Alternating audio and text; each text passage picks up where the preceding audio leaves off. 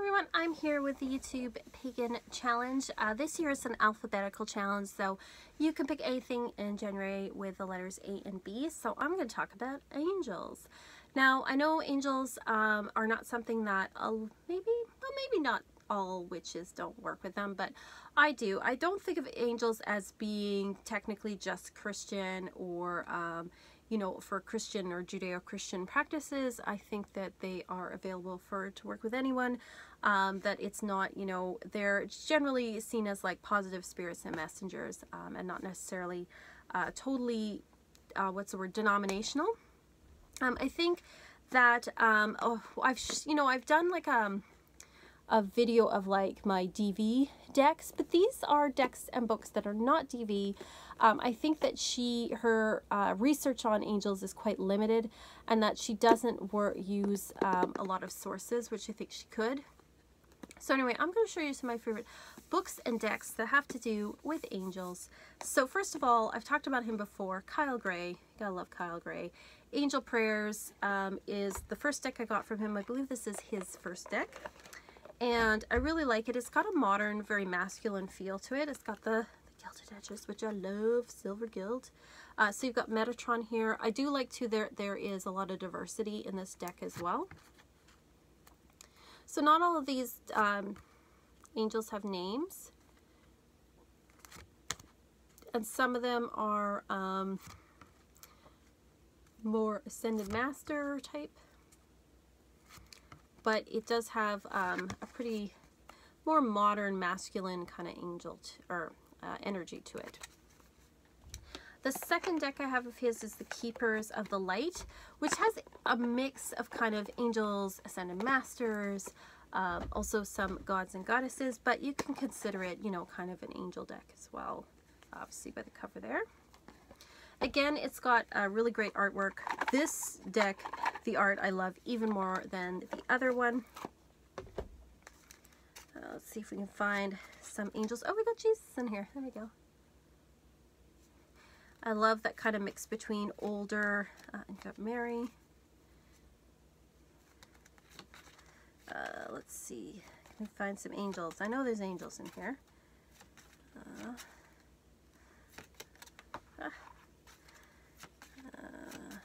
Right now, of course, oh, we've got the Holy Spirit, kind of angel-like in its form there. I don't know. Maybe there isn't too many angels in here. I feel like there is. Holy, there we go. Holy Amethyst. So yeah, so this one is, I mean, a little less angelic, but you get the idea. There's the Shekinah. It does use some Christian and Judaic imagery in it, along with others as well. There's Melchizedek. Okay, so that's another one. Now, I do have an angel deck here that I haven't worked with. I was thinking I might work with it later in the year with the Golden Tarot, which has a medieval feel. I actually got this in a trade. It's called the Angel Oracle. Comes with hardcover book, and it's got that medieval style of drawing, which is really great. The cards are quite large. They've got this kind of matte gold color to them, and then you've got these very traditional angels on them, which I like. And being, you know, I've studied a lot of medieval art history and things like that, I do like that they're using this more traditional kind of look.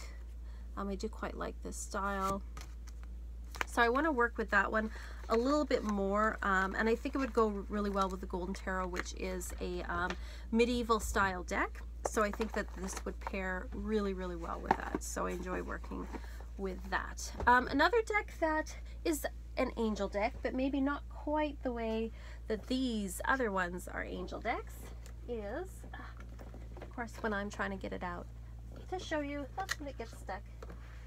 It is the Fallen Angel deck. Now, this is based on, there was a medieval book that had a list of all these fallen angels and their supposed attributes. The artwork, I mean, I kind of wish the style was a little bit different, but I don't mind it.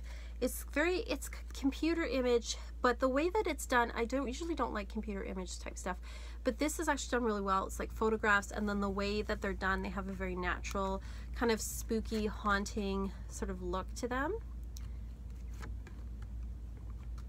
Some of the keywords are similar though, and that's one thing that another criticism of it, but it is a really cool deck to work with.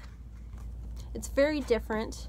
Not a lot of decks like this, and it does give really, which I think are really accurate messages, I think, as well. So I do enjoy working with this for something a little bit different, and it's good for shadow work too, I think, this particular deck, which I really like.